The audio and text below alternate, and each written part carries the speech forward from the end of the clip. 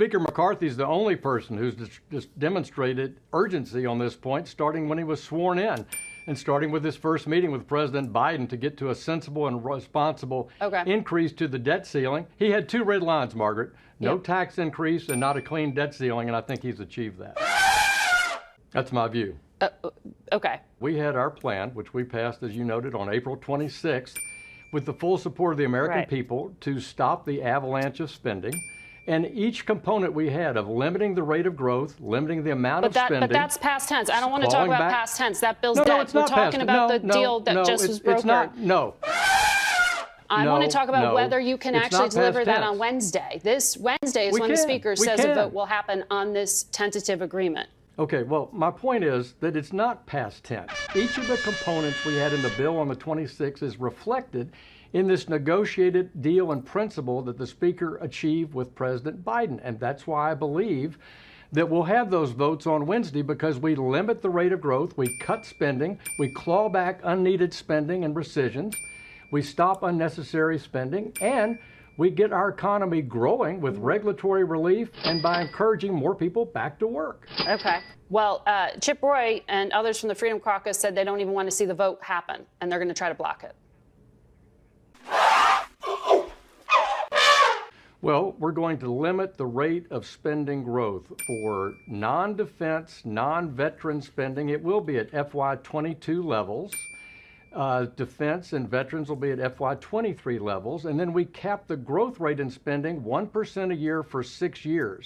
That was a key component in the April 26 bill when we offered 1% of growth for 10 years.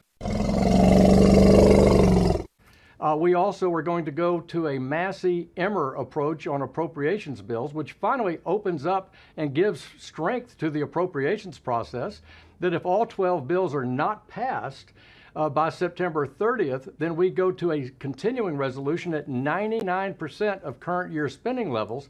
That's an immense incentive for the Congress to do its work and pass all 12 bills in the House and the Senate. Okay. And that's the spending issue. And then we claw back, as you noted, COVID relief money, other rescissions. We stop the first year of the 10-year increase in the IRS budget. That's nearly $2 billion of spending stopped, of that $80 billion that was to be spent over 10 years for hiring IRS agents. Okay. I mean, every American knows that your dollar doesn't go as far as it used to because of inflation.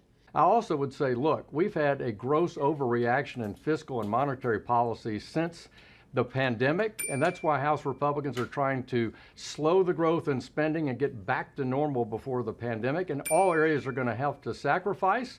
But look, the Speaker and the President agreed. We want to preserve defense, preserve veterans, and take Social Security and Medicare off the table. And those are big chunks of the federal budget.